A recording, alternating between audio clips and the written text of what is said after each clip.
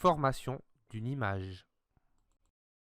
Dans le roman L'île mystérieuse de Jules Verne, le héros, nommé Cyrus Smith, réalise une lentille mince convergente à l'aide de 2 verres de montre collés entre eux.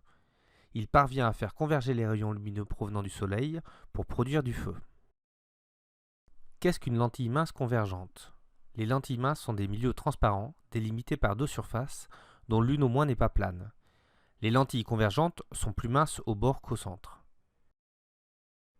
Les rayons incidents perpendiculaires à la lentille émergent et convergent en un point, plus ou moins distant selon la lentille. Cette distance, appelée distance focale et notée f', est caractéristique de la lentille.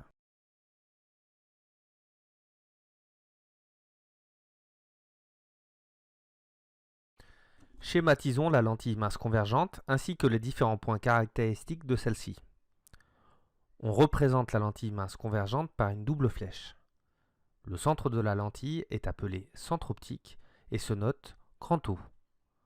On trace un axe fictif perpendiculaire à la lentille et passant par le centre optique O. Cet axe est appelé axe optique et se note par la lettre grecque delta. Comme nous l'avons vu précédemment, les rayons lumineux incidents, parallèles à l'axe optique, convergent en un point appelé foyer image.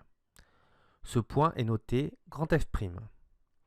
La distance focale, petit f', correspond donc à la distance entre le centre optique O et le foyer image f'. Enfin, le point symétrique du foyer image grand F' par rapport au centre optique est appelé foyer objet et se note grand F. On peut noter que les rayons passant par le foyer objet F émergent de la lentille parallèle à l'axe optique. Si l'on interpose une lentille correctement positionnée entre un arbre présent au loin et un écran blanc, on constate qu'une image renversée de l'arbre se forme sur l'écran. Il est donc possible de former sur un écran l'image d'un objet à travers une lentille mince convergente. Cette image est dite réelle. Plaçons maintenant une lentille mince convergente de distance focale f' égale 10 cm sur un banc d'optique. On positionne un objet matérialisé par une lettre D de hauteur 3 cm à 30 cm de la lentille mince convergente. On obtient sur l'écran une image nette pour une distance séparant la lentille de l'écran égale à 15 cm. Cette image est renversée et mesure 1,5 cm. Comment retrouver par une construction géométrique la position et la taille de l'image sur l'écran? Pour cela, représentons la lentille et ses caractéristiques sur un schéma à l'échelle. La lettre D de l'exemple est représentée ici par le segment fléché AB.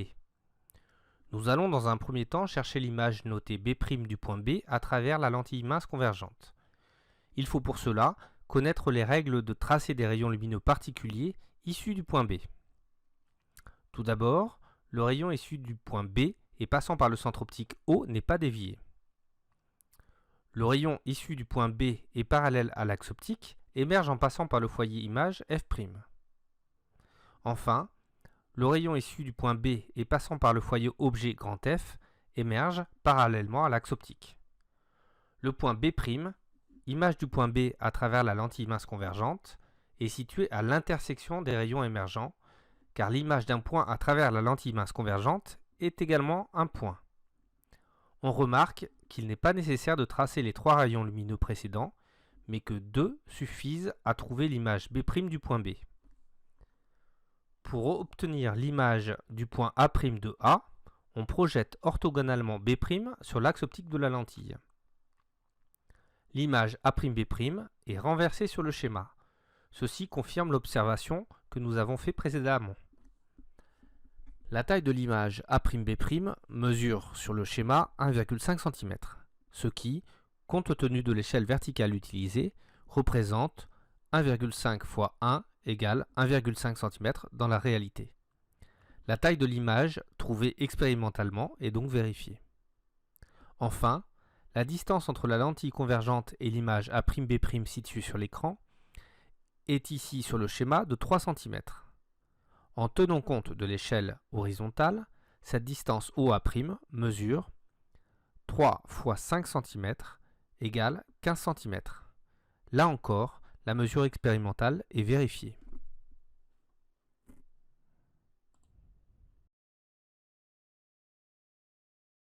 Retenons qu'une lentille mince convergente est modélisée par une double flèche. Elle est caractérisée par sa distance focale, qui est la distance entre son centre optique et son foyer image grand F'. Retenons également que pour tracer l'image réelle d'un objet AB à travers la lentille mince convergente, il est nécessaire de tracer au moins 2 des 3 rayons particuliers. Le rayon issu de B passant par le centre optique n'est pas dévié.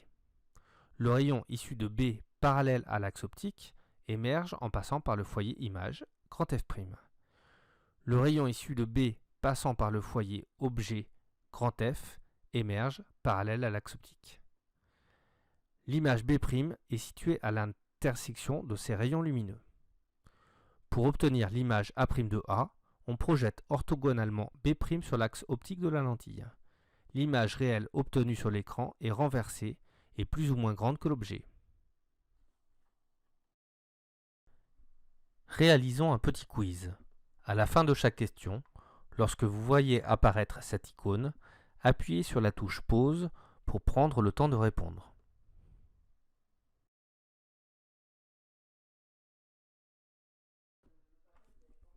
Quelle est la schématisation correcte de la lentille mince convergente?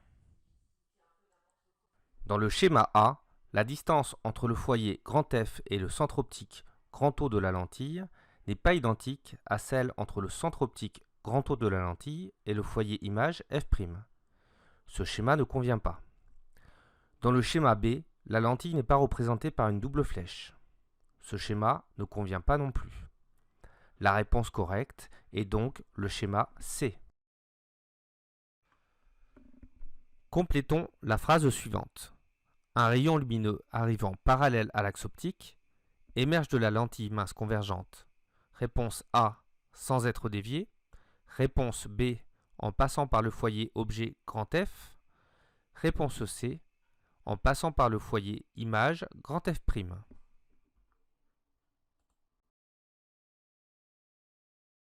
Un rayon lumineux incident, parallèle à l'axe optique, émerge de la lentille mince convergente en passant par le foyer image grand F'. La bonne réponse est donc la réponse C. Parmi les 3 propositions suivantes, quelles sont les constructions correctes de l'image A'B'? Pour le schéma C, le rayon incident parallèle à l'axe optique n'est pas dévié, alors qu'il aurait dû passer par le foyer image grand F'. Le rayon incident passant par le foyer objet grand F émerge en passant par le foyer image grand F', alors qu'il aurait dû ressortir de la lentille mince convergente parallèle à l'axe optique. Cette construction ne convient donc pas. Pour les représentations A et B, les rayons sont correctement représentés. Il n'est pas nécessaire d'utiliser les 3 rayons caractéristiques pour trouver l'image B' du point B à travers la lentille mince convergente. Les constructions A et B conviennent donc.